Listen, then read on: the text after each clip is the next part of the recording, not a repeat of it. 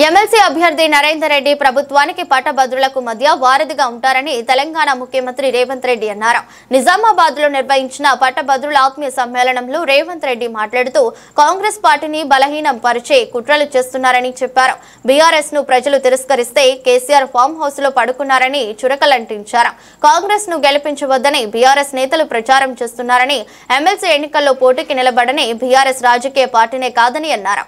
పోటీకి నిలబడని వారు కాంగ్రెస్ ను ఎలా ప్రశ్నిస్తారని అన్నారు. తాము 55,163 ప్రభుత్వ ఉద్యోగాలు భర్తీ చేశామని, స్కిల్స్ యూనివర్సిటీ ఏర్పాటు చేస్తున్నామని తెలిపారు. యంగ్ ఇండియా స్పోర్ట్స్ యూనివర్సిటీ ఏర్పాటు చేస్తున్నామని, నిజామాబాద్ కు చెందిన బాక్సర్ నిఖత్ జరీన్ కు గ్రూప్ 1 పోస్ట్ ఇచ్చామని అన్నారు. వరంగల్ కు చెందిన దీప్తికి గ్రూప్ 2 ఉద్యోగం ఇచ్చామని చెప్పారు. బీఆర్ఎస్ పాలనలో నిరుద్యోగులను ముప్పు తిప్పలు పెట్టారని తెలిపారు. 10 ఏళ్ల పాటు కోచింగ్ సెంటర్ల చుట్టూ తిప్పారని అన్నారు. తాను చెప్పింది నిజమైతేనే తమకు ఓటు వేయడం జరిగిందని కోరారు. నిజామాబాద్ రైతులు పంజాబ్ రైతులతో పోటీపడి పంటలు పండిస్తారని అన్నారు.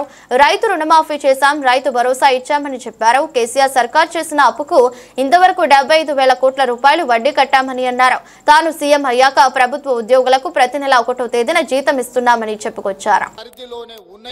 వీళ్ళందరూ పట్టభద్రులే.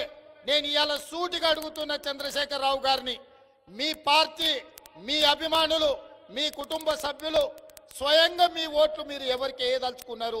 కాంగ్రెస్ను ఓడగొట్టమంటే అని నేను అడుగుతున్నా. ఇవాళ హరీష్ రావు గారు, కేటీఆర్ గారు, కేసీఆర్ గారు, కవిత గారు రాబోయే పట్టభద్రుల ఎమ్మెల్సీ ఎన్నికల్లో మీ ఓట్లు ఎవరికి, మీ మద్దతు ఎవరికి, మీరు ఎవరికి మద్దతు ఇవ్వడానికి, ఎవరిని గెలిపించడానికి ఇవాళ కాంగ్రెస్ పార్టీని ఓడగొట్టమని అడుగుతున్నారని నేను అంటున్నా. 2023 డిసెంబర్లో మీరు అధికారం కోల్పోయిన 2024 మే జూన్లో 8 పార్లమెంట్లలో మీ డిపాజిట్లు పోయినాయి. ఆ 8 పార్లమెంట్లు బీజేపీ వాళ్ళు గెలిచిండ్రు. ఇవాళ ఈ ఎన్నికల్లో మీకు అభ్యర్థి నిలబెట్టడానికి దొరకలేదా?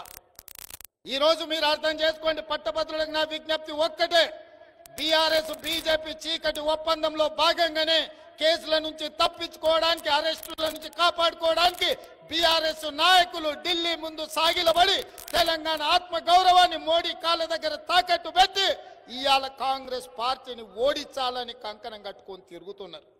8 పార్లమెంట్లు బీజేపీ ఎక్కడెక్కడ గెలిచిందో ప్రతి పార్లమెంటులో బీఆర్ఎస్ డిపాజిట్ గల్లంతైంది.